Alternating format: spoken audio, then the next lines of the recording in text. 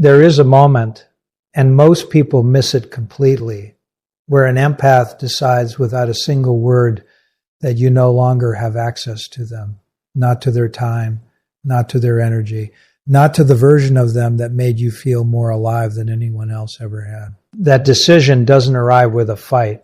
It doesn't come with a dramatic exit or a tearful confrontation. It arrives quietly in the middle of an ordinary Tuesday when they're washing dishes or staring out a window, and something inside them simply stops reaching for you. You won't see it happen. That's what makes it so disorienting. One day they're present, warm, attentive, the kind of person who remembers what you said 3 weeks ago and asks about it. And then slowly they're not. They still reply to your messages. They still show up. But something essential is gone, and you can feel the absence of it even if you can't name it. By the time most people notice, the decision was made months ago. Here is what no one tells you about empaths. They are not fragile. That is the first myth worth destroying. The word empath has been so diluted by pop psychology that most people picture someone who cries at commercials and needs a weekend to recover from a difficult conversation. That's not what an empath is. An empath is someone whose nervous system is wired for extraordinary attunement. They don't just hear what you say, they register what you didn't say. They feel the shift in your energy before you've consciously identified it yourself. They notice when your laugh sounds slightly different, when your silence has a different texture, when your "I'm fine" means the opposite of what those words suggest. This is not a personality quirk. Neuroscience has demonstrated that highly empathic individuals show measurably higher activation in the mirror neuron system, the neural architecture responsible for feeling what others feel as if it were happening to your own body. This means their emotional world is not just more expansive than average, it is more expensive. Every interaction costs something, which is exactly why when an empath finally chooses to disappear from your life, you should understand the full weight of what that means. They didn't do it lightly. They did it after carrying far more than you ever saw them carry. Now here's the contrast that matters. The one most content on this subject gets completely backwards. People assume empaths disappear because they're too sensitive to handle conflict. The truth is the opposite. Empaths are extraordinary at handling conflict. What they cannot handle, what their nervous system eventually refuses to tolerate, is invisible conflict. The kind that never gets named, the kind that exists in the gap between what is said and what is meant. The kind where you do something that wounds them, and instead of a fight, they absorb it. They process it alone at 2 a.m., turning it over in their mind, trying to find the most generous interpretation of your behavior.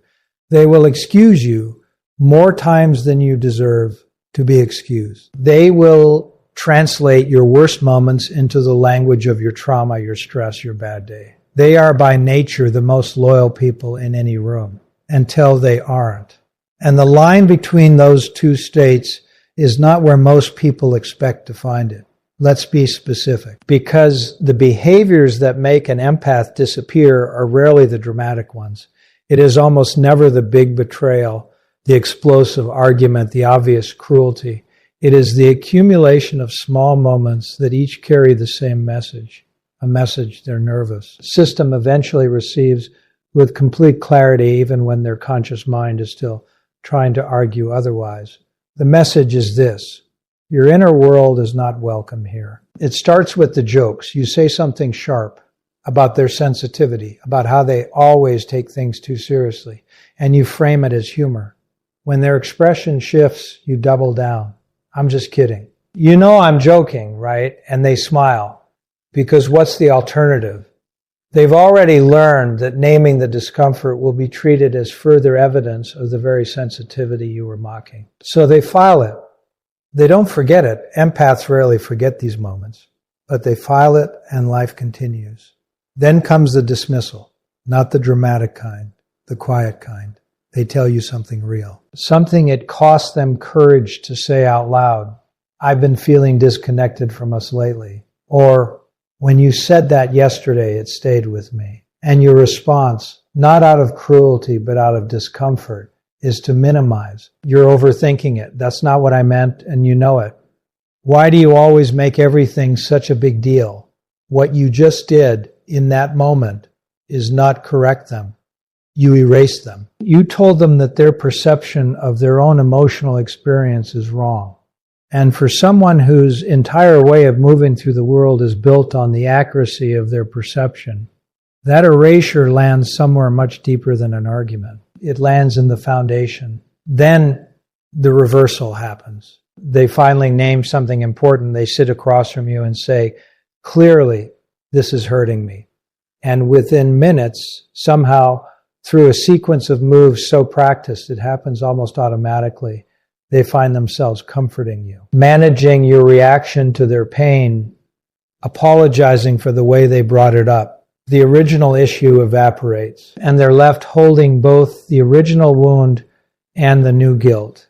They did it again. They made it worse by saying something. Their silence had been their armor, and they forgot to wear it. Here's what's happening beneath the surface of all of this, and this is the part that actually determines whether an empath stays or goes.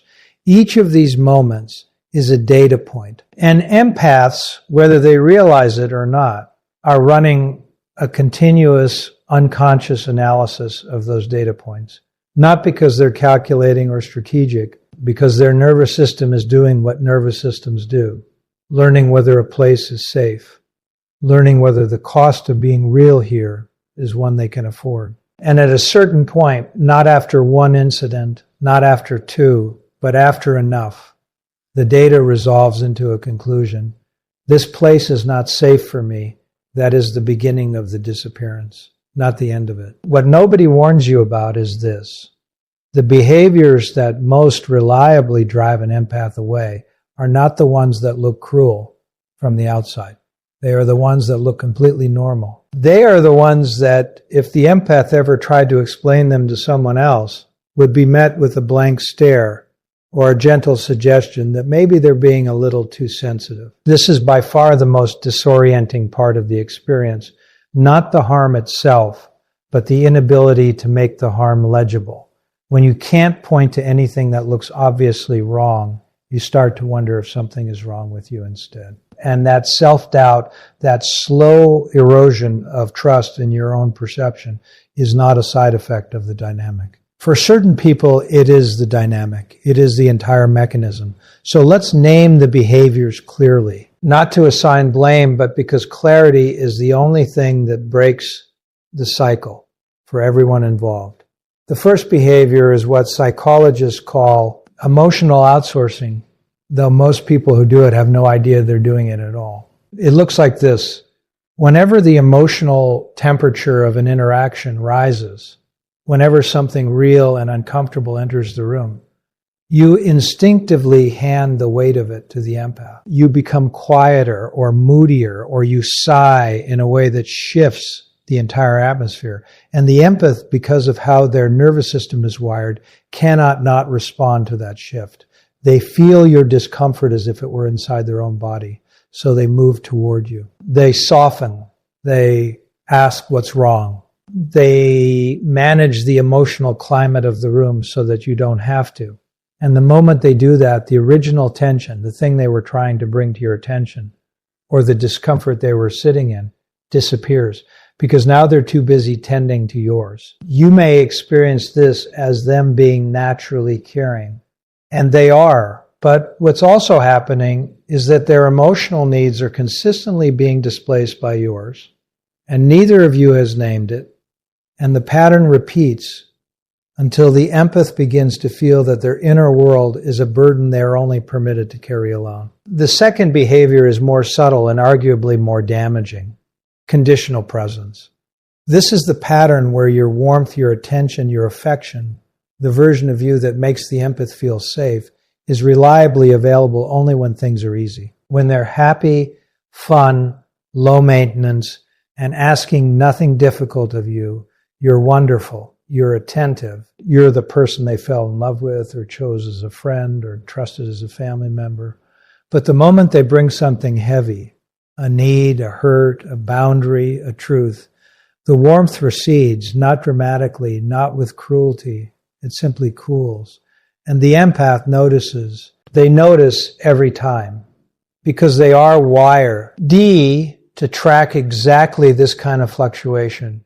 What they learn gradually and then all at once is that your care is not unconditional. It is a reward for being easy. And the moment they understand that, something changes permanently in how they see you, not with anger, but with a grief that is much harder to recover from. The third behavior is one that almost no one talks about, and it may be the most insidious of all, the habit of rewriting history in small increments.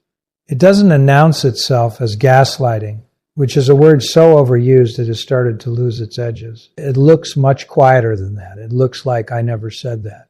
That's not how it happened. You always misremember things when you're upset. Each individual instance seems small enough to argue about. And arguing about it never leads anywhere because you seem so certain. And they start to wonder if their memory is simply less reliable than they thought. But what is actually happening is that their reality is being edited. Their record of events is being quietly revised. And for someone whose greatest gift is the accuracy of their perception, someone who has built their entire way of relating to the world on the belief that what they feel and observe is real, this is not a small wound. It is an attack on the very instrument they use to navigate life. After enough of these moments, they stop trusting what they perceived. They stop trusting themselves. And when a person stops trusting themselves, they have two choices: collapse inward or cut the source. Empaths, once they find the clarity, almost always choose the latter. Now, here is the contrast that most people need to sit with, because it is uncomfortable and it is true.